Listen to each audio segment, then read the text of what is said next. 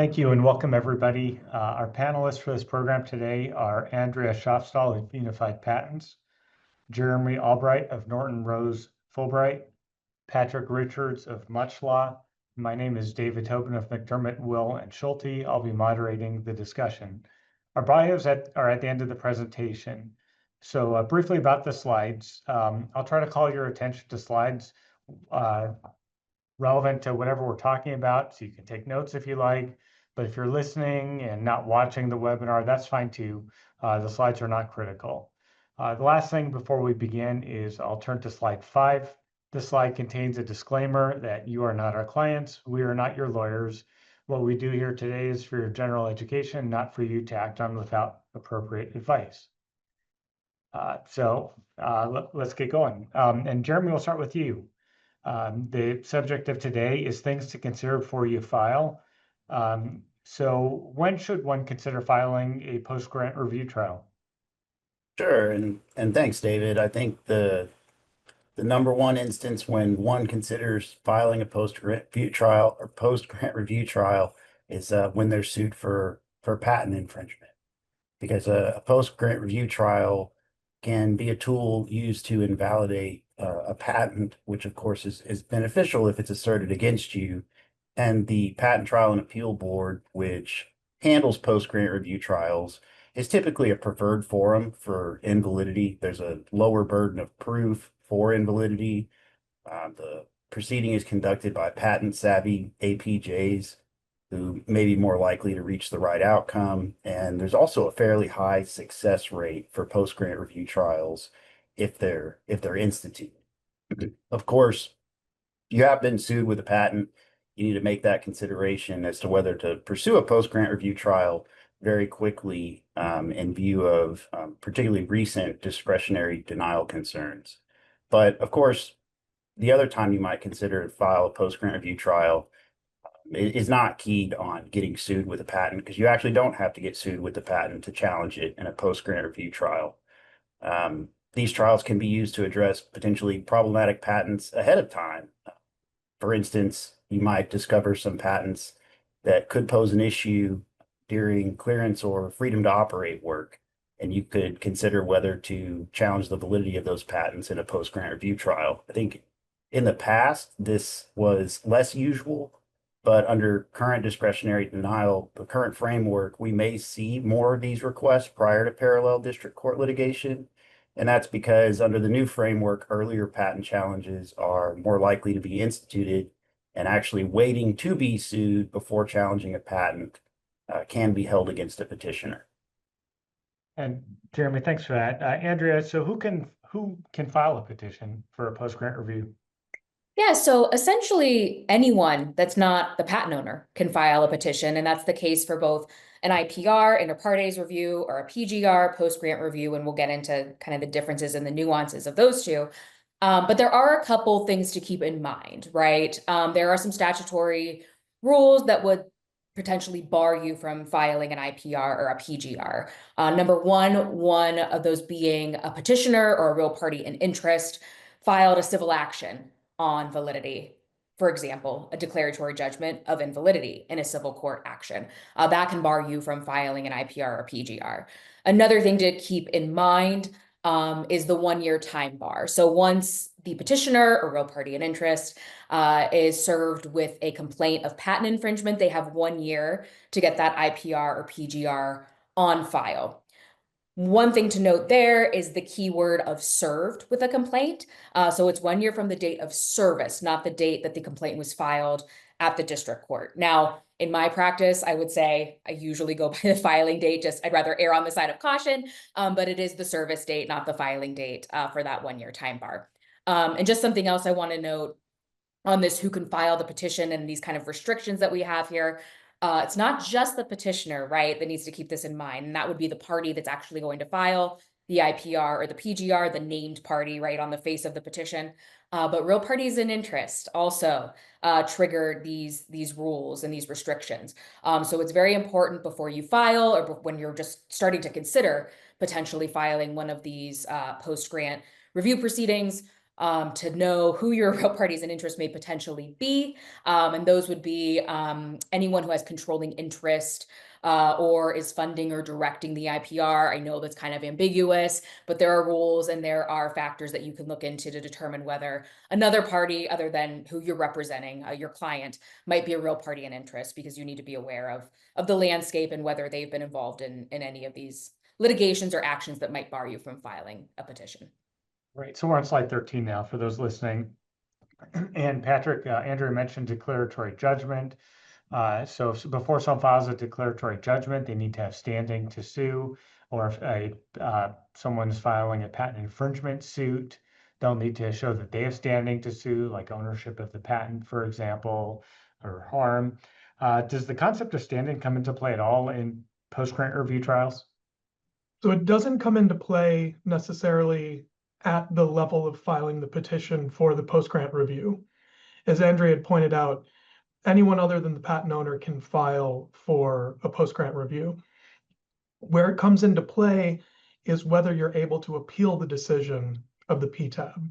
If you can go to the federal circuit, which is, an Article 3 court, and ask them for, a reversal of what happened at the Patent Trial and Appeal Board. Historically, at least in my practice, that hadn't been a major consideration because, as Jeremy pointed out, most of the IPRs, the PGRs, had been filed in response to district court litigation.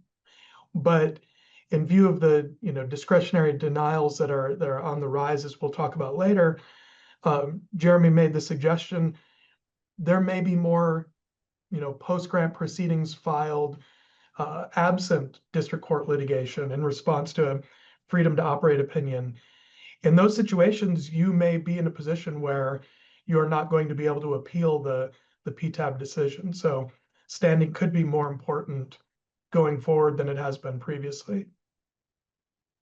Right, so let's turn back to slide 12. And Andrea, can you briefly summarize for us when, with respect to issuance of a patent or the kinds of patents, when can a person file a post-grant review PGR versus an inter partes review IPR?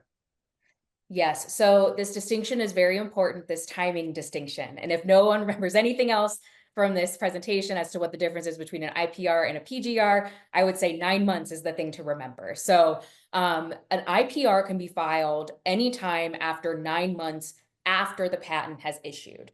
So the entire life of the patent, anything after that 9 months. A PGR, on the other hand, is more restrictive in the time in which a petitioner can file. You only have up until 9 months after the issuance of the patent that you're challenging. Now, that's important to note. Again, another key word here is issuance. So it's 9 months from the issue date, the date that the examiner said the patent is issued, assigned it a patent number, done. You count the 9 months from that period. It's not the priority date, right, which we're concerned about for other reasons when it comes to IPRs and PGRs. And it's not even the notice of allowability date. It is the actual issuance date. And it's really important to keep in mind this 9-month distinction when you're analyzing whether you're going to be filing an IPR or PGR. Just recently, there was an IPR that was denied institution by the board because the parties should have filed a PGR. The patent they were challenging had issued less than 9 months prior to the filing of the petition, the IPR. And it's a statutory decision. The board can't really do anything about it, didn't qualify for IPR, so it was denied. So remember the 9-month rule. Excellent. So Jeremy, let's turn back to you. You discussed some discretionary considerations, and just for benefits of our audience, the acting director of the United States Patent and Trademark Office provided a new set of procedures towards the end of March 2025 to provide more guidance and policies for when the PTAB will exercise its statutory discretion to deny a petition, and we call those discretionary grounds. Under those new procedures, how does the district court trial date affect the filing of an IPR or a PGR petition, and how does that compare with some of these statutory guidelines that Andrea just talked about? Yeah, thanks. So if the Jeremy, you're a little quiet. Oh, can you hear? Is this better? Yeah. If the trial date we're talking about postdates when the PTAB or board would issue a final written decision, it weighs heavily in favor of discretionary denial. In fact, from my recent review of discretionary denial decisions, it's one of really two key factors. That's just my take that the director considers. Sorry, Jeremy, can you get a little closer to the microphone? It's just Yeah, too quiet. yeah. There you And go. then Yeah, so continue, please. so of course, if the trial date is going to come before any final written decision, it weighs in favor of denial, and that's one of two key factors coming out from these recent discretionary denial decisions. The other one being the settled expectation of the parties, and really this is because the PTAB is supposed to be, and they view themselves as an alternative forum to the district court for litigation. And so if you have a parallel district court case that's going to go to trial before the PTAB reaches final written decision, it's not really functioning as an alternative in that point. It's cumulative and they view it as a waste of resources. And so the trial date in the parallel district court litigation is something that that a party really needs to look at and actually more likely than not, if they want to pursue a post-grant review trial, they need to do so quickly after being sued rather than waiting for that, the 1 year bar, right? Not wait the full year after service of the complaint, but move more quickly to sort of guard against getting discretionarily denied if the trial's coming quickly. So basically, is that under the statute, someone has 1 year from the time they're served with a complaint to file an IPR petition, but under the PTAB procedures and when they exercise the discretion, you find that oftentimes, although statutorily they're allowed 1 year, but when the PTAB exercises its discretion, practically speaking, it's often a lot less than 1 year.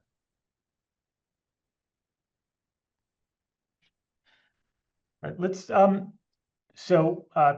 Patrick, let's turn back to you. What is this? And we're on slide 14. What is the standard of review for a petition for an IPR and a PGR?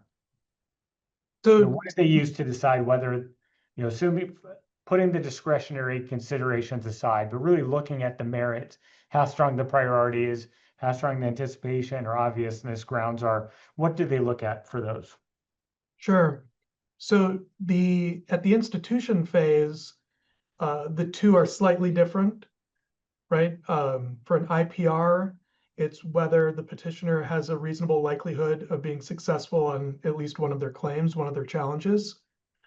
And for the PGR, it is whether the petitioner has shown that they're more likely than not to be successful in at least one of their challenges. These are both fairly close to each other, right around the 50-50 mark, but you could think that the PGR might be slightly easier to institute, right? It doesn't have to be more likely than not. It could be right at the border. When they both get instituted, they're the exact same standard of review, which is preponderance of the evidence, which we noted earlier. I think it was Jeremy who had noted that's a lower standard of a lower burden to prove at the PTAB than it would be at the district court, where it would be a clear, convincing evidence standard, which is significantly more difficult to overcome. So I want to turn now to the petition, and for the benefit of our listeners, the petition is that initial set of, like a brief that gets filed with the PTAB to get everything started. So Andrew, turning to you, and we're on slide 15. What kind of arguments can a petition be based on? Yeah, so as the slide notes, and I'll discuss, there are different arguments that can be raised in an IPR opposed to a PGR. In an IPR, you're limited to validity challenges based on 102, which would be novelty, anticipation, and 103, which is your obviousness grounds. You're also going to be limited to just patents and printed publications in an IPR for your 102 or your 103 challenges that you're going to be making in the petition. And then compare that to a PGR, right? And again, this is the proceeding that you can file within 9 months of issuance of the patent. And the PGR is much broader in terms of its number of statutes that you can rely on in order to challenge that patent. Of course, you have 102 and 103, but you also can challenge based on 101, which may be very beneficial to you if the patent has a number of Alice issues that you want to raise. 112, which there have been many times when I filed an IPR and wish that we could challenge on 112 issues, because I know we could probably kill it that way. But of course, you have the district court route to take that as well if you end up, going that route instead of the IPR, or eventually in parallel or later.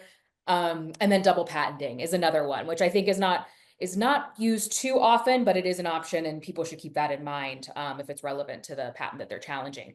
And in the PGR, you're also not limited to only patents and print publications, but you can also rely on evidence of public use, sale, offer for sale as your prior art. So products, essentially, prior art products as part of your basis for challenging validity.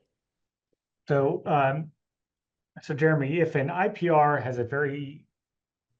think of it as a subset of invalidity arguments that can be made, and a PGR allows someone to make all the same arguments as an IPR, plus more arguments like products that were on sale, or public use, or materials that aren't just a patent or printed publication, things like lack of written description, enablement, a whole lot more arguments.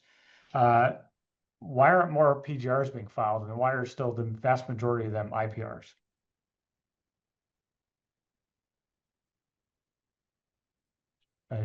Jeremy, you need to move closer to your microphone again. Yeah, I'm sorry. I seem to be having some technical difficulties. Is that better? Yeah. Okay. Yeah. So first, and going back to the 9-month window that Andrea emphasized, you have to file your PGR within 9 months of the patent's issuance. And so just as a practical matter, that's a relatively short window, right? I mean, you got to be aware of the patent within 9 months and get your petition together and get it on file. So I think that's one reason we may see less PGRs than IPRs. And the second one, post-grant review trials, whether it's an IPR or a PGR, come along with estoppel. Basically, once a post-grant review trial reaches a final written decision, the petitioner is estopped from challenging the validity of the patent on any ground that was or reasonably could have been raised in the post-grant review trial.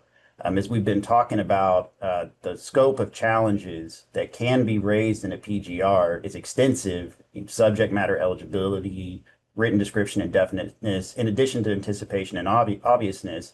And those challenges can be based on a very broad scope of evidence, right? Not just patents and printed publications, but also evidence of prior public use and sales activity. So the estoppel that attaches at final written decision in a PGR is extensive, and essentially once it attaches, the petitioner's ability to further challenge the patent's validity is effectively eliminated. And so I think that's another reason why we may not see as many PGRs, despite sort of the breadth of challenges that can be raised in a PGR. There's basically a petitioner for a PGR, there's a higher risk if things don't go the way they want for the PGR, and there's a co-pending litigation. That means they can't present invalidity once estoppel starts. That's right. So let's turn to some of the nuts and bolts of what goes into a petition. And for that, we'll turn to slide 16. And Patrick, tell our audience, please, what is required to go into a petition? So the petitions for both PGRs and IPRs are essentially identical from the perspective of what needs to be included. Obviously, what can be included is different as far as arguments, substance, along those lines. But you need to identify the real parties of interest, right, and their privies. You need to identify the grounds for standing, which obviously is, as we talked about before, is not difficult. An identification of all the claims challenged, all of the grounds on which each challenged claim is going to be based. You provide a claim construction for any terms in any of the challenged claims that you believe the PTAB will need to construe. And then you go through and you start providing the specific explanations for, each challenged claim, the grounds for unpatentability, the relevance of each of the pieces of prior art, some background as to what the prior art teaches. And then I think the last 2 points are just sort of making sure you're providing copies of all the related evidence, all the evidence that you're using, and then the required fees. So, it sounds like a lot needs to go into a petition. Andrea, any commentary on how thorough a petition should be or typically is? Yeah, so obviously you have to include all of these points that Patrick mentioned, and you're going to want to be as thorough as possible, present any and all arguments that you maybe even anticipate the patent owner responding with, but you also have to keep it within the word limit, right? 14,000 words. So it's hard to do, but it is possible. So one of the things that, Patrick mentioned that's really going to take up the bulk of your petition are your grounds. Not your grounds for standing, but your grounds for challenging the validity of the patent. So we say the word grounds and we're referring to, a combination of references or a prior art reference that we're citing to and mapping to the claim language of the patent that we're challenging, and explaining how that prior art is equivalent to that claim language that we're challenging. You can have an expert, right? And you can have an expert declaration to support your petition, but it is very important to make sure that you are including all of the points, all of the arguments, all of the important evidence, or at least cites to the important evidence in your petition itself. The expert declaration is really meant to be, of course, you have to make a number of statements of one of ordinary skill in the art if you're doing an obviousness challenge. And of course, you're going to include statements of that nature in your expert declaration. But the expert declaration is really meant to add context, right? Particularly when you're dealing with subject matter that might be a little bit difficult to understand. Maybe you want to have a background, state-of-the-art section in the expert declaration that you touch on in the petition, but that if the board would like to turn to in more detail, they can do so in the expert declaration. You really just want to provide additional helpful context in that expert declaration and not rely on it as giving you your key arguments or your key pieces of evidence. Those need to be in the petition. Another element that Patrick mentioned is claim construction. So any relevant claim construction issues need to go into the petition. For example, if there's a parallel district court proceeding, whether you were the party or not in that proceeding, in which claims were construed, that's something you want to make the board aware of, right? You don't need to necessarily go into detail. Again, you're limited in your words, but make sure you include that information and cite as exhibits potentially that Markman order that's relevant. I would say in more cases than not, and Patrick and Jeremy and David may disagree, a lot of the time in my petitions that I've drafted, we tend to say we don't believe claim construction is an issue at this time, or we don't believe any terms need to be construed at this time. Of course, that could change down the road, but that's been most of the instances where there hasn't been a previous construction of a term that's at issue in a district court or something like that. But of course, if there is a term that's been construed or one that you just know is going to be a turning point and a key issue in the case, you probably want to get ahead of that and address it up front in your petition. Yeah, say most of mine have also not had claim construction, but if there is a claim construction in district court, I've let the board know about that and Absolutely. then either used it or explained why it's not applicable. Yeah. I think that might also change though, as we're going to see more of these types of filings without concurrent district court litigation. Right. You may see, and I don't think that I would immediately think of it, but all right, first thing I have to do is actually go through a detailed claim construction in filing this petition, because I'm so used to, well, if it's in the district court, I put it in, if it's not, it's not. So I do think that's one of the things we need to sort of change our thinking about. Yeah, we may see more of that.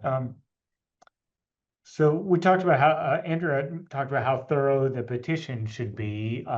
Jeremy, what's been your experience as to how much in detail the board reviews these petitions and exhibits as part of the institution, and in that case, how should petitioners help the board or patent owners from the other perspective in adjusting their briefing? Sure. So I think the PTAB, in my experience, applies a high level of rigor when they're reviewing petitions. And what they really want to see is that the petition chins the bar on particularity. Because as in the statute, a petition must identify with particularity each claim challenge, the grounds on which the challenges are based, and the evidence that supports the grounds for the challenge to each claim. And that's really a high standard. I know we were talking about you want to include, all of your arguments. It's your case in chief. You want to address any potential counter arguments that the patent owner may raise, but there's a little bit of a balance because you can actually go overboard if you try to include too many hedging positions or multiple combinations within your very word limited brief. 14,000 words goes incredibly quickly when you're trying to write a petition. And then ultimately you can be discretionarily denied because the board may find a lack of particularity because you don't really have one clear theory that's easy to follow. You've sort of got a bunch of alternatives, and maybe it's like you're asking the board to sort of create their own story with your petition. You don't want to be there. In fact, there was a recent case where a petition presented, it was pretty egregious, but numerous alternative combinations of references, and they didn't really explain why they needed all of these various combinations. And the board basically said, look, institution is all or nothing, which is worth mentioning. They can't just pick one challenge out of the petition that they like and ignore the others. They've got to consider everything per the Supreme Court. And the board said, even if there is a meritorious challenge in here, considering all of these combinations at a trial is just too burdensome. And so we're not going to have a trial. And so sort of the takeaway is you gotta find that balance, and you got to focus on your strongest arguments, and you do want to address potential counter arguments from the patent owner. And if you have a situation where you need two challenges, for instance, maybe the claim is going to be construed this way, then I'm going to use this combination. But if it gets construed this way, I'm going to use this combination. That's okay, but you should articulate why you have those two different combinations in your petition to make sure you satisfy the particularity requirement. And some we've focused on or mentioned some of these 14,000 words in an IPR and 18,700 words in a PGR. But Patrick, how big of a challenge is it typically to actually fit within the word limits? Well, I think Andrea and Jeremy both already indicated that those numbers feel limiting.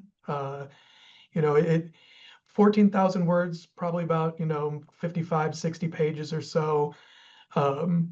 That 18,700 words is probably high mid 70s or so pages. At the outset, that feels permissive. I think every rough draft I've ever gotten back from an associate is over. And then by the time you're finished, though, just as Jeremy was saying, it's important to refine your arguments. It's important to tell the right story, be concise, present it in a way that's articulate, understandable. I think that the word limits do us a great service in forcing some brevity in the arguments and enforcing some pruning of, maybe some ancillary arguments that aren't necessary. I know left unchecked, we tend to throw as many things in as we possibly can. So I think at the end of the day, the word limits don't prevent you from making the correct petitions. They just might make you swear at the computer a little while you're working on it. Yeah, I'd agree. And also there's just in the English language, there's a lot of filler words like that. And so it really focuses not just to be concise and tight in the arguments themselves, but just I think it forces petitioners to really tighten the language. It's literally my favorite part of the process because it's when I work with whatever mentee I have on that particular case. And we go from, all right, are these the arguments? Is this the strategy? Is this the organization? Down to what are you actually saying in this sentence? Can this be half as many words? And really getting into something that is important in all of our writing, but maybe isn't a focus of what we're thinking about day to day. Yeah, that's right. Especially when, and the PTAB used to be page limits a little while ago. And then, people might sometimes play games with margins, although they shouldn't. And you can fit more on a page, but it just seems to have a much stronger effect of tightening the writing when it's, again, word limits. Plus, also it allows more room to put in pictures and figures and to really craft a better argument than when you have the visual right in front of you. Let's talk about fees. Jeremy, what are the current fees at slide 19, current fees at the PTAB, and how does that affect considerations of when to file and what to file? Jeremy, same technical issue. Start again? Yeah, so filing an IPR is just north of $50,000 in fees. That's going to be on this slide. You've got the IPR request fee, and then there's also a post-institution fee, which is about $30,000 of that. If you're not successful and you get denied institution, you can request a refund of the post-institution fees. PGRs, as we've talked today, are a little more involved. There's more challenges, more evidence, and there's more words, right? So they're a little more expensive, about 10,000 more in total, $60,000 for the pre and post institution, roughly, with about 35,000 of that being post institution and thus refundable. I also think it's interesting on this slide, you see that if you want to challenge more than 20 claims, which I'm actually seeing more and more patents that we have to challenge that have significantly more than 20 claims, it can get expensive, right? So in the IPR, each additional claim over 20 is about $1,000, right? PGR, it looks like it's a little less, but definitely something that you want to consider, particularly when challenging a patent with a lot of claims, which, I mean, just following up on our previous discussion, talking about word limits, challenging a lot of claims can make the word limit just that much more difficult to deal with. Yep. Panel, any more comments on this before we move on to the next topic? Okay, so as part of so we talked about filing a petition. Now let's talk about the timing, and we're here on slide 21. Andrea, do you want to walk us through once a petition is filed, how long does it take for the patent office to decide whether or not they're going to institute the petition? And then when a petitioner gets the ultimate result, knows the final written decision? Yeah, so starting with the second part of that question, if it is instituted, and I'll go back to that, the whole time period in theory should be about 18 months. That might fluctuate a little bit, and I'll get into that. But it should all take from the filing up of the petition to the final written decision about 18 months. But David, as you said, you start with the filing of the petition. The next step is 3 months later, the patent owner has an opportunity to respond. It's called the patent owner preliminary response. They don't have to, some choose not to, and just wait it out and see what the board decides. 3 months later, which would be 6 months from the filing of the petition, is when the board typically will issue their institution decision. It's possible it could be earlier. For example, if the patent owner doesn't file a preliminary response, apologies, it may be sooner than that 6-month time period. But let's assume the board institutes, right, at that 6-month time period.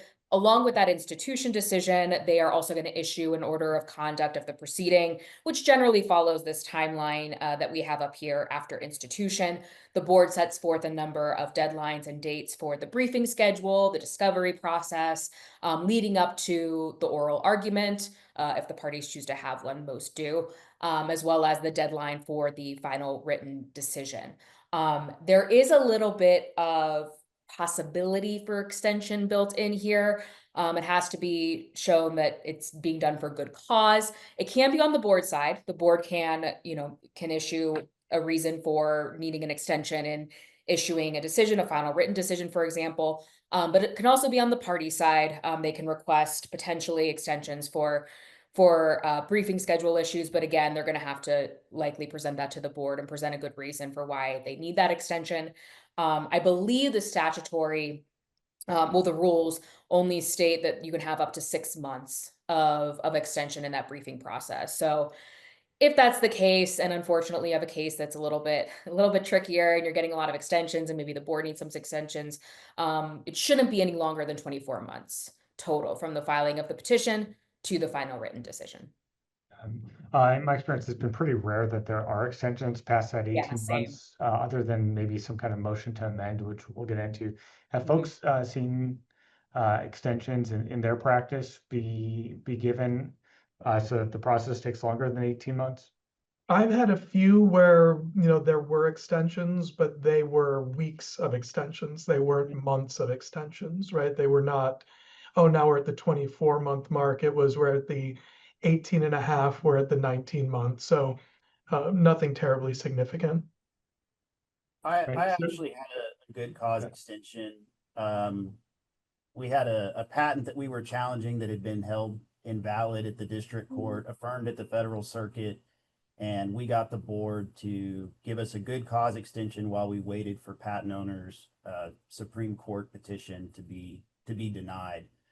Actually, I was reading that under new guidance, they wouldn't do that anymore. They're not going to wait for all the appeals to go through. They would have just probably terminated the IPR as soon as that patent was found invalid. But we did actually get, I did get one good cause extension for 6 months. I think it is very rare. Yeah, pretty rare. And Jeremy, you'll need to move a little closer to your microphone for this. But so Andrea gave us kind of, and what used to be the schedule, like full stop. Now this is really over the last few months has become the schedule on the merits for as opposed to discretion. So with these new discretionary denial procedures, I want to talk about what happens in months 2 to months 4. And so just at month 2, the patent owner can request that the board, that the director deny the petition on discretionary grounds. Then there's a response brief by petitioner on month 3, and then month 4. Typically, the director will decide whether or not to refer it to the board, let the petition stay alive and keep going, or reject the petition right then. But and Jeremy, because it is important, it's a hot topic. Discuss again, please, the time to trial piece. How does that factor into these discretionary denial considerations, both at district court and at the ITC, International Trade Commission? Sure. So whether it's at the district court, the parallel Jeremy, again, I'm sorry. Yeah. Paul, I hope my webcam's not failing, but is that better? Yeah. Okay.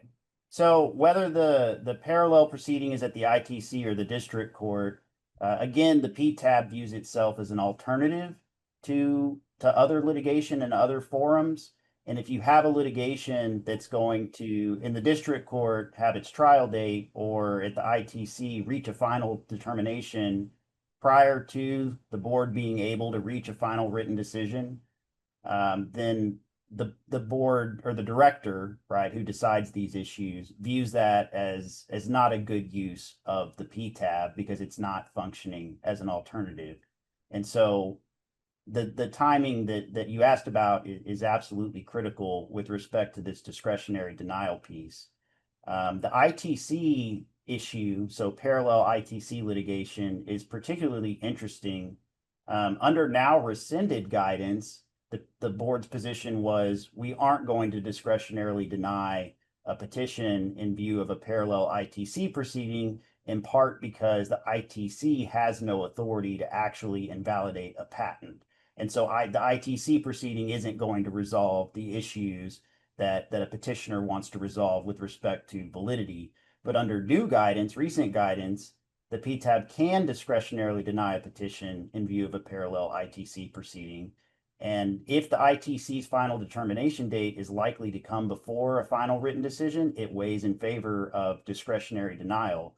And I think that's particularly impactful because ITC proceedings are exceptionally fast, right? A final determination can come within 15 to 18 months of ITC complaint being filed. And, you know, going back to the slide here, and as Andrea mentioned, that's going to be faster or as fast or faster than a post-grant review trial, which takes, give or take, 18 months from petition to final written decision. And so I think a party facing an ITC complaint under this current discretionary denial landscape we're in, it needs to be careful and may face a bit of an uphill battle with respect to discretionary denial if they want to pursue invalidity at the PTAB. So Patrick, one of the other factor that the director is looking at, again, this is in that months 2 to 4 as part of the discretionary denial process, is called settled expectations of the parties. Can you explain what that is and what you've seen recently, how that's been used in director decisions? Yeah, of course. So, and this is the part that was most interesting to me. As we were talking about right before we went live here, I wrapped up my last series of IPRs middle of March. So right before this new guidance went into effect for IPRs and PGRs. So I had to, you know, sort of study up to make sure I understood settled expectations and, you know, how the director's using them in these cases. And I was sort of shocked to learn how many patent challenges are being discretionarily denied just based on the age of the patent. And you know, this advice or this guidance went into play the end of March. We started seeing the first decisions using settled expectations in June. And you know, based on the numbers I've seen, you know, the first 100+ patents, over 80% of the petitions directed at patents that were 6 years or older were discretionarily denied based on settled expectations, which is essentially the director saying, this patent's been out there, the parties are aware of it, these claims could have been challenged, you know, at any point in the past. The expectations of the two parties are settled. The PTAB's not going to step in to take action here. I think this puts a big emphasis on, you know, what goes into the briefing when it's time to file, because this seems to be one of the key factors. I think Jeremy had said earlier, there's two key factors: the timeline for the trial. I think this is the second key factor, just the age of the patent and whether it's been out there. Yeah, and I'd add that so it does seem to be that patents over 6 years have been very hard to get instituted. I guess the director wants to encourage, saying if someone's going to challenge the patent, do it earlier rather than later, before a party kind of has its patent, its property right, and expects it to be able to keep its property right in the patent. But I have seen a few exceptions recently for some of the older patents, if there's a good story as to why, for example, it wasn't challenged earlier. And all this goes into just the briefing, and in this case, the discretionary denial briefing is really cogently presenting an argument. Don't just discussing, well, here's the factors, here's the law, but really trying to tell a story and help the director for discretionary processes or the merits panel for obviousness and anticipation, really help them understand what's going on here with this patent, with this prior art, with these parties, give them the whole view of that. And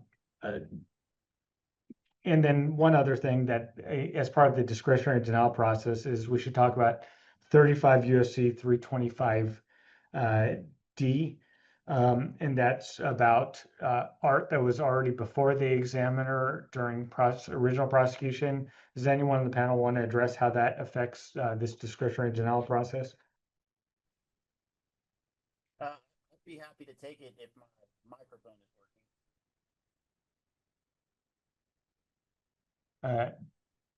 Yeah, so Jeremy again.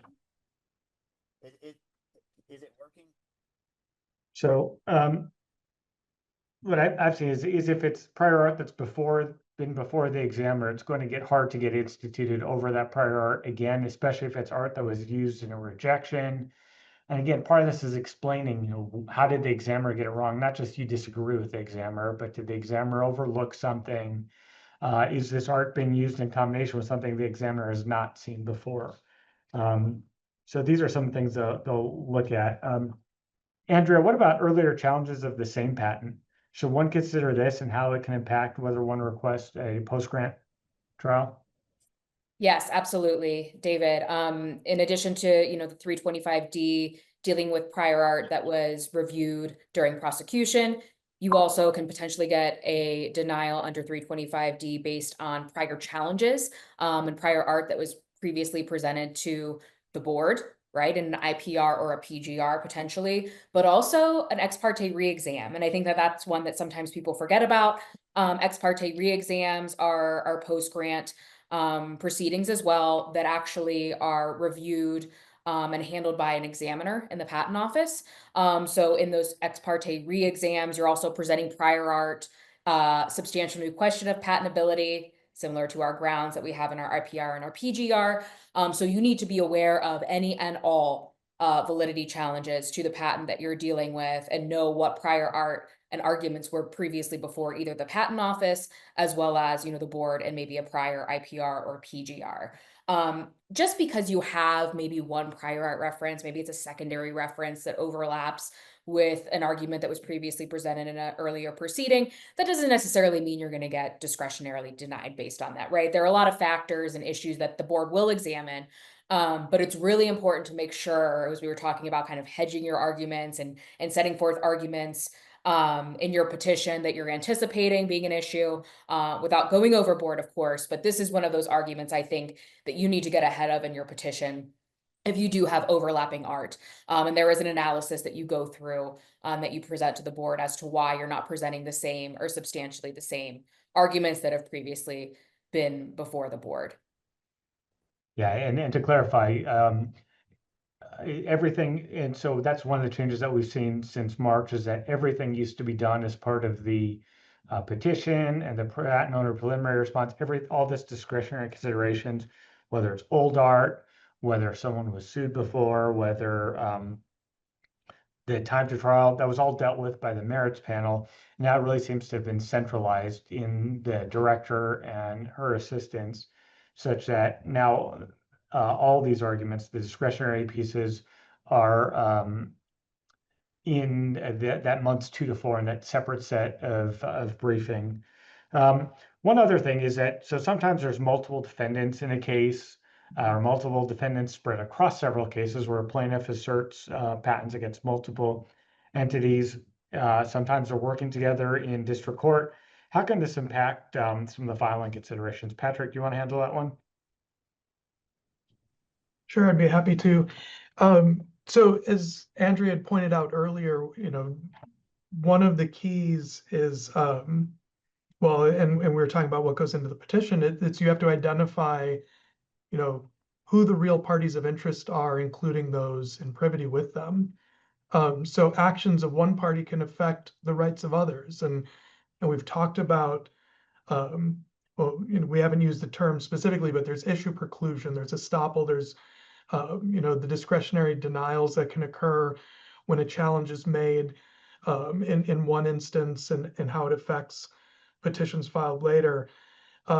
Particularly when working across the groups, I think it's especially important to coordinate strategies and be aware of how those you're cooperating with, how their actions might impact your ability to take action currently or in the future. And I think that is it's one of the many thoughts that you sort of have when you have a co-pending district court case. If you're in a joint defense group, that's certainly going to be front of mind. I think that as always, it's just going to come down to coordination, right? It's understanding what your position is, making sure that as the lawyer, making sure that your client, their position is best represented, because there can be, even within a joint defense group, a difference between one party might have a better non-infringement position and not be willing to take such strong claim construction positions in a validity challenge, and vice versa. So even if you're all aligned against a particular patent, for example, you may not have the same interest in what's the best attack of that patent. And again, but folks should still be careful to not create some kind of privity or RPI. So there's certainly a balance between some people. Sometimes you can't coordinate if maybe there are going to Right. be petitioners with you, and sometimes you may decide not to coordinate at all, so that only if someone's filing an RPI petition, then it doesn't get imputed to someone else. Right. You don't want to find yourself in that group where you're in privity with the petitioner and suddenly losing your rights. Excellent. So let's discuss the time we have. So we get to month 3. We get a preliminary. So again, this assumes that the director has referred the petition to the board. At month 3, we have a patent owner preliminary response. We're at slide 22, and sometimes we all abbreviate this as POPR or PPOR. I've seen it both ways, but I usually call it a POPR. What are some of the arguments, Patrick, you've seen in a POPR? So the entire point of the POPR is to convince the board that the petitioner failed to show, reasonable expectation of success in their petition. Or you're trying to avoid the institution. And I think the best way to do that is go straight at substantive attacks of the prior art, right? These are the limitations that the prior art doesn't teach. There may be reasons that particular cited art shouldn't be considered prior art. That's where I look first. I'm going for those sort of most significant substantive attacks. And then, you're going to want to challenge any claim constructions that you think are inappropriate, any inconsistencies that there might be between a claim construction in a district court litigation and the petition in front of the PTAB. And of course, you're going to want to point out any procedural deficiencies in the petition itself. As we talked about earlier, there are strict statutory deadlines on when something's filed, and you miss it by a day, that's going to be highlighted in the POPR in case the PTAB had missed it. Got it. And I've typically seen POPRs, people generally go for the kill shots, go for the independent claims. What's missing is there may be 20 or more claims challenged, but maybe you find the arguments that'll take everything out. Is that what the panel's seen also? Have you seen anything different? So that's certainly the approach that I've taken. There are times that you'll hold back arguments if there's an institution, and you may not want to make them unless there is. So you bring your best and your biggest arguments out, and certainly focused on the independent claims in my experience. Excellent. So we're at slide 21, we're back on our timeline. So we've been through the discretionary denial process, been through the POPR. So now POPR takes place in the middle of the discretionary denial process. So now at 4 months, the director issues her opinion and assumes she refers it to the board. And then the board institutes at month 6. Then the patent owner gets to do their response. It's a non-preliminary response. It's our actual response or patent owner response. Andrea, what have you seen patent owners typically include in their response? And we're at slide 23. Yeah, so I've seen a couple different things and a couple different strategies. But really the patent owner has the opportunity to respond to any ground that the board has instituted trial on, any claim that's being challenged and attacking those arguments by petitioner. They also have an opportunity to complete some discovery prior to drafting and filing their response.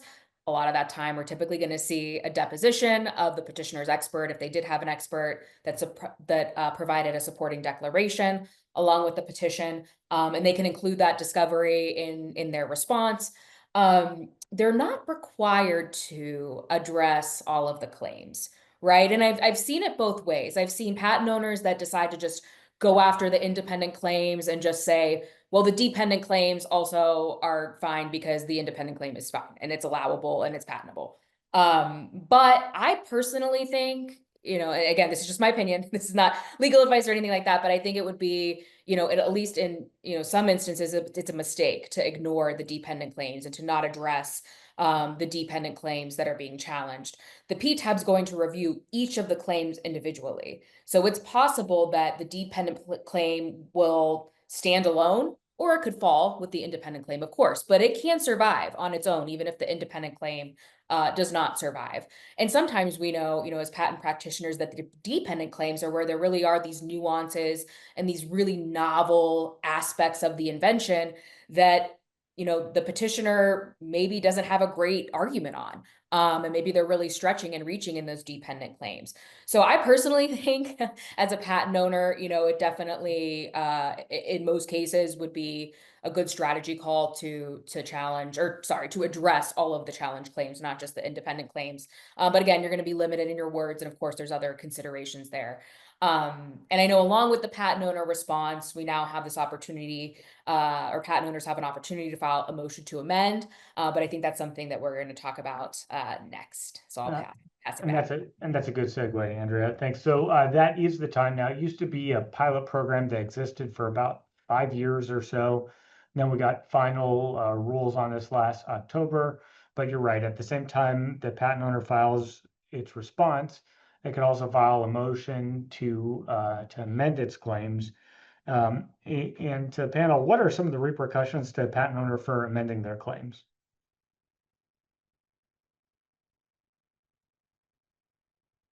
David, can you hear me? Yes, but speak up a little more. Sure.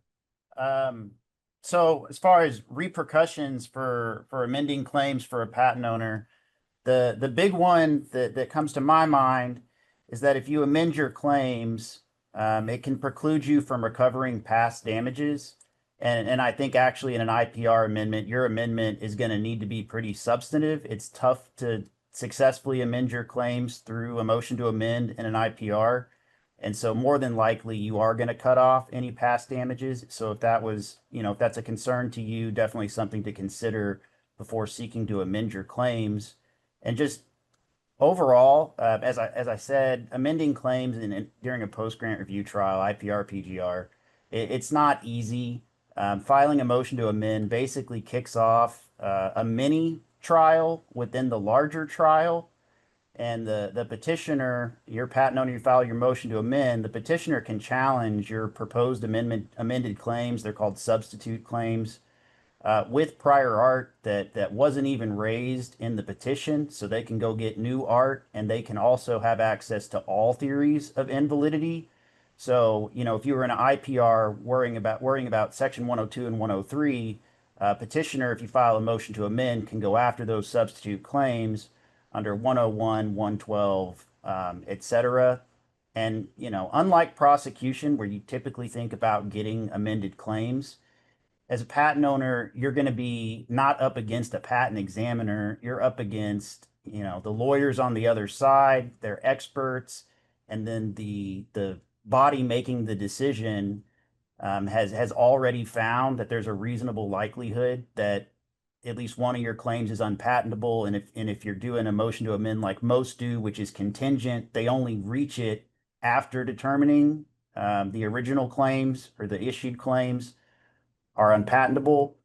As far as like tips for success, I would say if you're going to amend a claim, try to amend it to include a feature, narrow it to include a feature that's not just missing from the petition's art and arguments, but is incompatible with those art and arguments, such that at a minimum, petitioner is going to have to go out and maybe do a new prior art search, but they're going to have to put together basically a mini petition against that claim. The other tip would be if you really want to amend your claims, there are alternative venues. For instance, you could file an ex parte reexamination, and you could actually file it based on what was in the petition, provided the proceeding hasn't reached final written decision. And even though if it gets ordered, it's likely to be stayed while the IPR or PGR plays out, it's going to give you an option to pursue claim amendments in an ex parte setting, where again it's like prosecution, where it's just you and the examiner. Right. Well, we're just about out of time. So in the 30 seconds or so that we have left, does anyone on our panel have any last tips for our audience? I'll say one thing, David, and I know I mentioned this a little bit briefly, but remember that I know some of these new changes and discretionary denials are, I mean, for lack of a better word, a little bit scary. But also remember that ex parte re-exams do exist, which I mentioned and Jeremy just mentioned as well, which is another avenue, an opportunity to challenge a patent if you find yourself in that position. And Andrea, that's exactly what I've been doing since March, which is why I had to brush That's up all my on practices nowadays. So yeah. Right, right. All right, well, again, I'd like to thank our panelists, Andrea Schaafstal of Unified Patents, Jeremy Albright of Norton Rose Fulbright, Patrick Richards of Much Law, and I'm David Topin from McDermott, Will & Schulte. We also thank Financial Employees for allowing us to present on this topic, and we thank our audience. So thank you all for joining us today. Thank you.